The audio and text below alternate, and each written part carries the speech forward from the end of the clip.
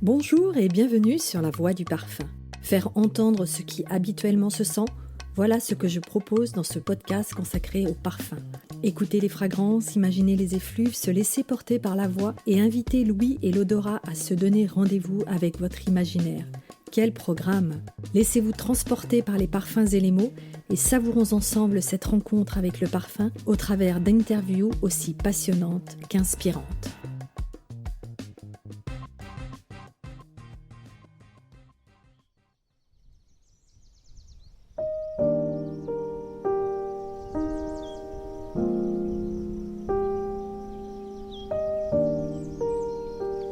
Antoine Leclève, vous êtes descendant d'un des plus anciens et plus réputés fabricants d'alambics, petit-fils de paysagiste et fils d'architecte grassois. En quoi cet héritage vous aide-t-il dans votre métier aujourd'hui ? Écoutez, je dois dire que le métier d'agriculteur, c'est un métier à de multiples facettes. C'est un métier pour lequel il faut connaître les pierres, il faut connaître l'architecture qu'on retrouve dans les restanques, qu'on retrouve dans les grandes propriétés, il faut connaître les plantes, et en fait jusqu'à la technique de l'extraction, les bribes en tout cas, parce que moi je connais pas toutes les techniques d'extraction, mais au moins les principales techniques d'extraction pour pouvoir répondre au mieux aux attentes des parfumeurs, des plantes et des gens qui cultivent. Donc c'est une connaissance très très large qu'il faut avoir et que vous avez acquise au fil des années. D'ailleurs très tôt vous êtes sensibilisé aux choses de la nature, à ces éléments, à ces parfums. Comment vous avez choisi votre métier ? C'était une évidence ? Est-ce que vous avez choisi un apprentissage particulier ? Et quelles sont les rencontres qui vous ont marqué dans ce parcours ? Quand on a la chance de naître dans cette merveilleuse région qu'est la Côte d'Azur, quand on est au bord de la mer, quand on rencontre les montagnes et qu'on est au contact de cet héritage qui est un héritage technique, olfactif et paysager qu'on arrive à observer au quotidien, c'est une aide précieuse pour avancer dans ce métier. Donc c'était une évidence ? Ah, c'était absolument une évidence. Vous n'avez jamais pensé à faire autre chose ? Cultiver des plantes à parfum, c'est venu d'une opportunité. J'en rêvais de cultiver des plantes à parfum, mais c'est venu d'une opportunité. La rencontre avec un grand parfumeur français. J'ai cherché pendant des années à pouvoir cultiver les plantes à parfum à Grasse sur un terrain de famille, et en fait j'ai rencontré les principaux acteurs locaux qui n'ont pas donné suite. C'était à une période où la plante à parfum était encore un petit peu endormie et j'ai été confronté à pas mal de réticences sur le projet, jusqu'au jour où j'allais jeter l'éponge et j'ai rencontré un parfumeur qui m'a dit c'est exactement ce qu'on souhaite faire, développer une culture de plantes à parfum à Grasse. Et l'aventure a commencé comme ça, sur 1 hectare, 2 hectares, et puis après sur sa propriété.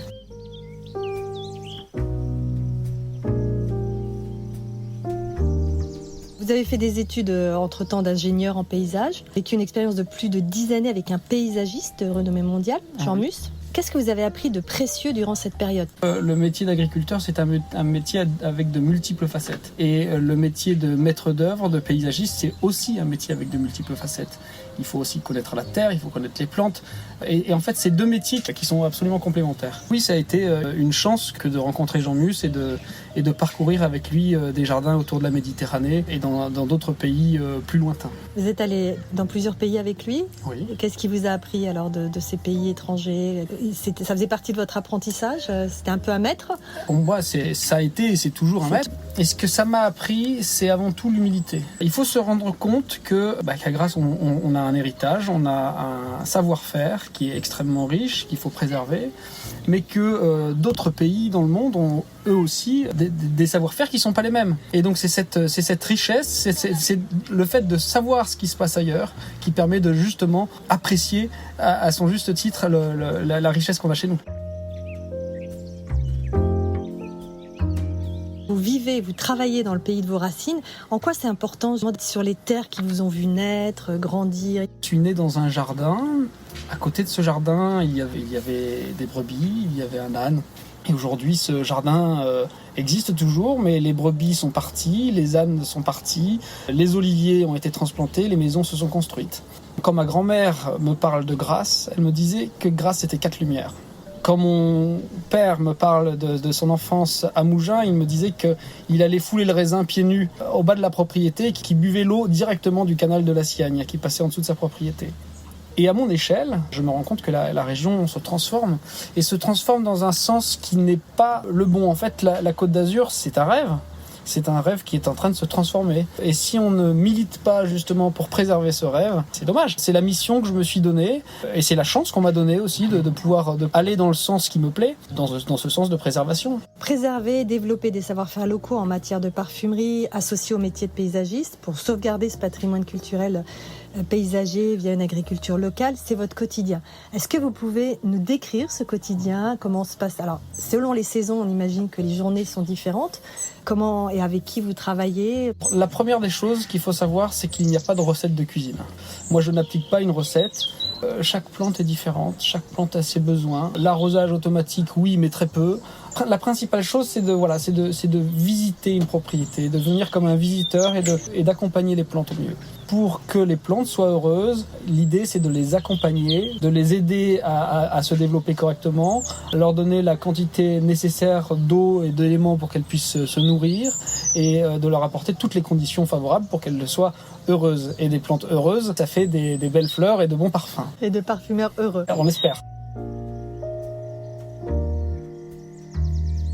Alors, quelles sont vos relations avec les parfumeurs, qui est quand même un autre monde? Comment vous travaillez avec eux en général? C'est un grand plaisir de travailler avec les parfumeurs avec lesquels je travaille. Je connais mon métier dans la limite du raisonnable, puisque une vie n'est pas suffisante pour être un bon agriculteur. On se rend compte aujourd'hui qu'avec la sécheresse, on découvre des choses incroyables. Le changement climatique nous fait découvrir et nous apprend beaucoup de choses. J'ai la chance d'avoir des complices dans mon métier qui me laissent travailler et qui me laissent évoluer et traiter au mieux les plantes pour que je puisse leur donner le meilleur de ce qu'elles produisent. Vous avez une tendresse particulière avec les plantes, ça c'est évident. Est-ce qu'il y en a une qui a une faveur dans votre cœur? J'aime beaucoup évidemment la rose, mais je crois que j'ai une préférence pour l'iris.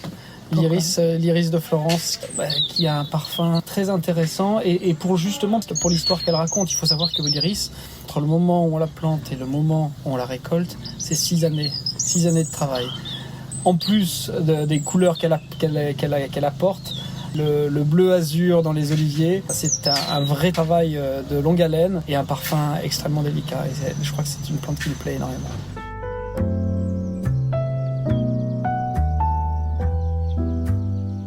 On devine le côté artiste de votre métier, puisque vous aimez aussi composer, restaurer, créer des lieux bien pensés dans les jardins considérés bien nés pour qu'ils résistent aux épreuves du temps. Que vous venez d'évoquer sur l'iris et les couleurs dans le paysage est comparable à un peintre. Est-ce que ce côté artistique, vous le développez, vous en avez conscience dans votre métier? C'est un côté artistique, évidemment. Je pense c'est plus proche de l'artisanat, le faiseur d'art. L'artisan. Oui, évidemment qu'il y a un côté artistique, mais si vous ne connaissez pas la technique, vous ne pouvez pas faire les choses pour qu'elles fonctionnent. Et donc, évidemment, c'est de l'art et de la technique, et les deux se font.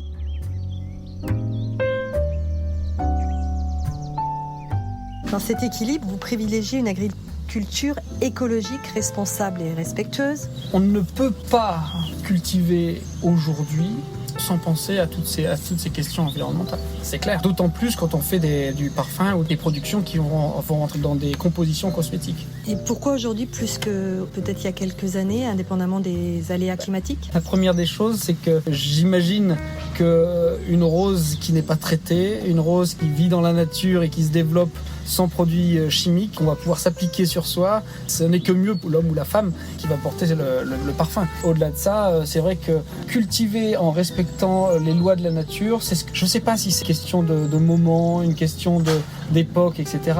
Moi, ce que j'imagine, c'est qu'à grâce la culture, on ne peut plus la faire aujourd'hui comme on l'a faite hier, parce qu'il y a des impératifs économiques, que vous avez vu la propriété à flanc de colline, donc il y a des murs partout, on peut pas la mécaniser, et donc il faut qu'on se fasse aider de la nature. Et pour se faire aider de la nature, il faut essayer de l'accompagner au mieux, c'est-à-dire faire vivre le sol qui va nourrir les plantes, et pas juste donner de l'engrais pour donner directement à manger aux plantes. C'est un écosystème complet qu'il faut cerner et préserver.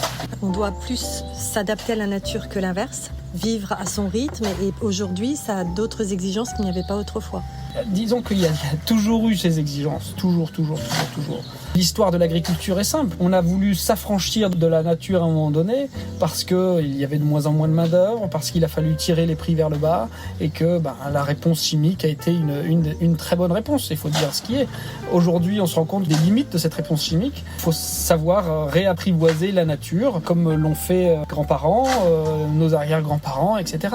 Mais tout en sachant qu'il y a d'autres réponses qui existent aussi. C'est pas il faut faire comme faisaient nos arrière-grands-parents et uniquement comme ça.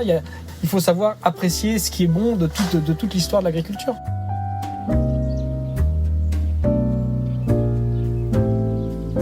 Vous évoquiez tout à l'heure l'accompagnement des fleurs, des plantes à parfum. Il y a différentes étapes. Quelle est l'étape dans la récolte, par exemple en ce moment du jasmin, au mois de mai de la rose centifolia? À quel moment vous vous sentez fier, heureux d'avoir accompagné ces fleurs? Je suis fier tout le temps. Je suis fier tout le temps. Je suis fier tout le temps. Qu'est-ce que vous voulez que je vous dise? Quand les rosiers débourrent et que ça nous dit qu'il va falloir faire partir les brebis des champs pour éviter qu'elles mangent les rosiers qui sont juste en train de pousser, mais ça je me dis voilà, c'est pas moi qui décide, c'est la nature qui le décide. Et j'en suis très fier de ça. Et je suis fier de voir les boutons qui commencent à lever dans les rosiers, dans les iris, dans toutes les plantes. La nature, c'est un émerveillement au quotidien. Et alors évidemment, du must, c'est quand vous prenez un sac en toile de jute et que vous l'amenez chez le transformateur et que le transformateur vous dit « ça, c'est les premières roses de l'année. Qu'est-ce qu'elles sont belles, qu'est-ce qu'elles sentent bon ?» Et évidemment que ça fait plaisir. Mais c'est un émerveillement au quotidien. Même la rosée, ça fait une semaine que la rosée revient, que les gouttes perlent sur les feuillages. Mais ça c'est une surprise, c'est fantastique. Vous me disiez tout à l'heure, en visitant le domaine, que vous utilisiez tout. Rien ne se perd. Absolument. Rien ne se perd. On parle de la rose parce que c'est ce qui est le plus connu. Mais donc la rose, on utilise la fleur. L'iris, on utilise la racine. La violette, on utilise la feuille. Donc on utilise toutes les parties des plantes pour créer du parfum. On a ce qu'on pourrait tailler, ce qui pourrait être assimilé à un déchet. Chez nous, il n'y a pas de déchet. Tout est un produit de la nature.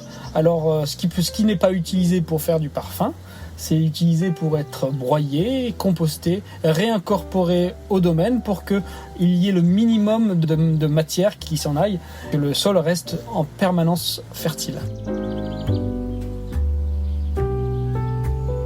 Qu'est-ce que vous ressentez, sans jeu de mots, quand vous avez entre les mains le parfum qui a abouti à tous ces mois de travail? C'est un cadeau, c'est clair. Vous avez dans une petite fiole le travail de 5, 10, 15, 20 personnes qui ont travaillé pour l'élaboration de cette microfiole. Ça en est presque magique. Et c'est ça qui est intéressant dans ce métier, c'est de partir du sac en toile de jute, du purin d'ortie et d'arriver à la fin dans cette petite fiole qui reçoit un parfum d'exception. Vous avez conscience d'être un maillon parmi d'autres d'une belle et grande chaîne de savoir-faire jusqu'à cette petite fiole. La cheville ouvrière, la fourmi, oui, absolument, le maillon de la chaîne, absolument. Vous êtes à ce propos entouré d'une équipe pluridisciplinaire et expérimentée. Vous pouvez nous citer quelques autres métiers avec lesquels vous avez l'habitude de travailler, toujours dans cette perspective d'avoir la petite fiole dans la main au bout de quelques mois? On travaille avec des éleveurs qui aident à maintenir un sol fertile. On travaille avec des plombiers qui vont nous aider à irriguer les champs de manière correcte et efficace, parce que l'arrosage, c'est la clé du système. L'eau, il n'en faut ni trop ni trop peu. C'est ça qu'il faut cerner. Les parcelles qui sont en bas du domaine, elles n'auront pas les mêmes besoins que les parcelles du haut. Et donc, il y a une multitude de métiers qui participent à cette vie d'un domaine agricole. Il y a même des maçons qui vont pouvoir remonter les murs en pierre sèche. Pourquoi des murs en pierre sèche? Parce qu'ils abritent une biodiversité incroyable. Et c'est justement cette biodiversité qui fait que nos plantes sont heureuses là où elles sont. Vous réunissez les savoir-faire séculaires et patrimoniaux qui unissent la terre et les hommes. Quelle place vous accordez à la dimension pédagogique de votre activité? C'est une notion clé. Donner et expliquer aux gens qui ont envie d'apprendre. Pour moi, c'est très important. Mais pour ça, il faut avoir envie.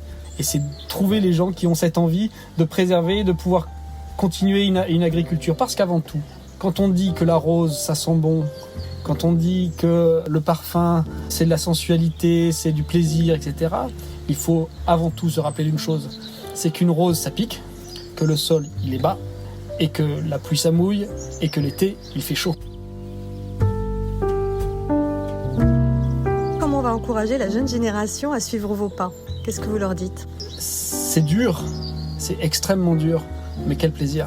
Et la relève est assurée ? Moi, j'ai 34 ans. Je suis certain que beaucoup de gens seront intéressés à préserver ce savoir-faire. Merci Antoine, merci Avec beaucoup. plaisir.